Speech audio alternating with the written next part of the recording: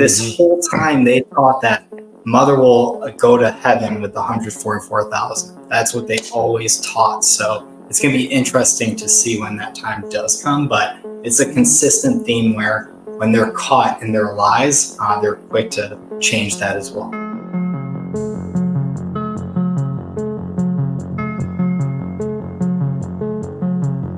The founder of this church, or the person who founded the church that they took this from, Sahng-hong, did not believe in a mother God.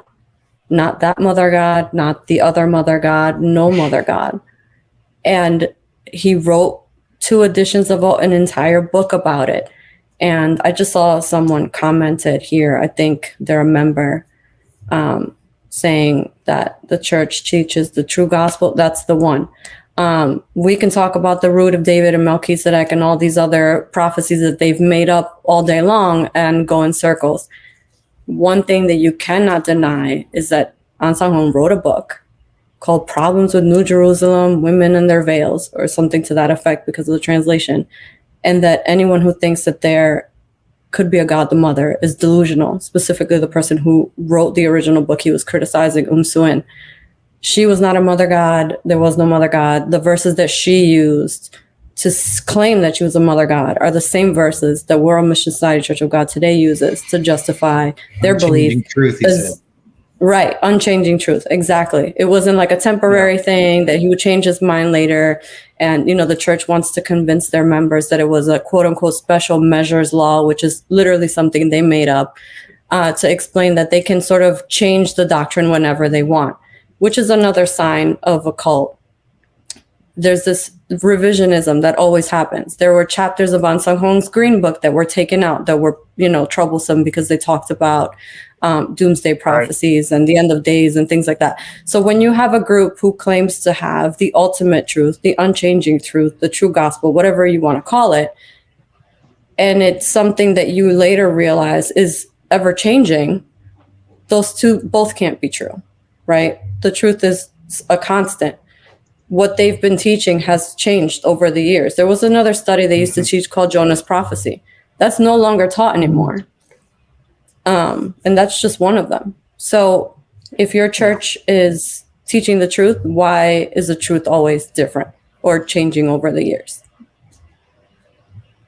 And so just to clarify, what Anthony just said was that in the preface of this book that Michelle's talking about, a book written by Sahng-hong about why there is no mother God, using the very same verses the WMS uses to prove the existence of mother God, Sahng-hong will exegete, will unpack, will teach these verses to prove that they do not teach there is a mother God. And so Anthony's point, just mention that real quick again. What was that you just said? I don't want people to miss that about the unchanging. So they teach us, they don't let us read the book, but when we're members, we don't get to read the book. But what they do allow us to do is hear the aspects of the book that they want us to hear, and they spin it a certain way. They say it's just for Soo-in, the lady who was the first one to say she was God the Mother. Now, she's written books in the past too, and a lot of the things she taught, actually Sahng-hong started to plagiarize. She was the one who started to teach about the 37 years of King David before Sahng-hong did. And she remained a member of the church. It wasn't until she started to proclaim herself as God the Mother, that's when all of a sudden he had a problem with her. And he wrote 2 versions of this book, not one, not a special measures, they teach that he's so poor, he can't even eat rice, his porridge has to be mostly just water because it has to stretch out, and every penny he had, it was for the books of truth. He could barely afford the oil in his lamp. He had to write quickly before the oil, they tell these stories about him. But he made not one but 2 versions of this book because it's so important. In that book, he didn't say, this is about Soo-in. He said, this is an unchanging truth. This isn't temporary. This isn't a special measures. This isn't about a particular situation that happened at that time. This is something unchanging, meaning unchanging. It's going to continue. It's like when they say an everlasting covenant, when they talk about that in the church, they don't say, well, everlasting, like only for a period of time until it's not everlasting anymore.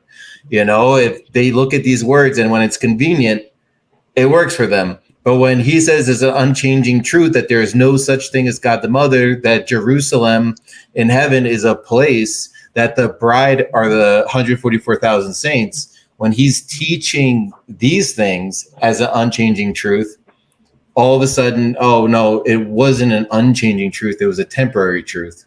So They diminish the words of Sahng-hong when they want to. Otherwise, it's above the words of Jesus. But when it's inconvenient for them, then you just throw it in the trash. So, that's what I chimed in with, was the unchanging truth aspect. I couldn't tell, Kelsey or Jeremy, it looked like maybe you were wanting to add in something, or maybe I misunderstood your body language. To piggy off what Anthony was just saying, when it's convenient for them. So in the Chicagoland area, Skokie is very Jewish, heavy population. And so one Jewish person said about the third and seventh day teaching that we teach in Numbers chapter 19, we would teach that in the Old Testament, when one of the Israelites would touch a dead body, they had to become spiritually clean. And it was always on the third and seventh day. And then fast forward to New Testament times, that fell on Tuesday and Saturday. And we need to go to church, receive the word of God so that we can be cleansed with all the unclean people we come into basis on, a day-to-day basis. So that's why we have services on Tuesday and Saturday. And this guy straight up was like, yeah, that's not Tuesday and Saturday. That's from the third day they touched that body, and then the seventh day. So it could fall on a Wednesday, a Sunday. And so we had a meeting about it and completely changed the way we taught that study. And I remember me and one sister just looking at each other, kind of like, wait, are we not going to ask about this? And this was like right before leaving, like myself. It was summertime when that went down. But yeah, so when it's convenient to them, they'll change that. And I think I brought that story up on another video prior, actually. But not just with Sahng-hong's own teachings, but I can see them even coming to the point when I forgot the name, but Godmother, she dies. I guarantee you that they're going to start teaching. Yeah. It's going to, she taught that it's now going to be into general pastor's hands, or some sort of, story as how she passed it along. But this whole time they taught that Mother will go to heaven with the 144,000. That's what they always taught. So it's going to be interesting to see when that time does come. But it's a consistent theme where when they're caught in their lies, they're quick to change that as well. That's all I wanted to. Yeah, mark our words. Mark this point in time.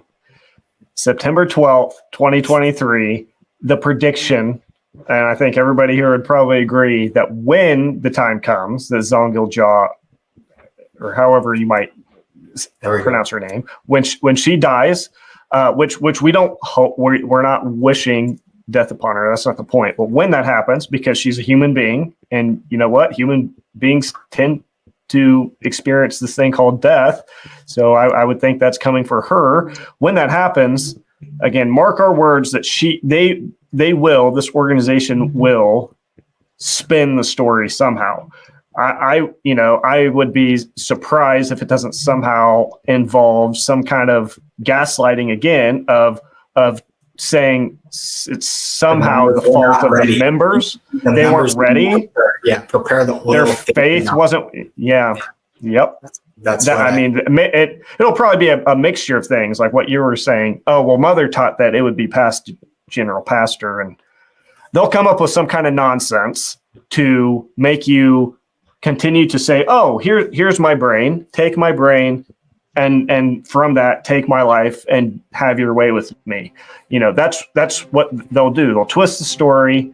They'll mold it like Play-Doh, as long as it means they continue to have their power over you, and they'll say what they need to say. So when she dies, that's the prediction that I would have of something some way that they're gonna spin that.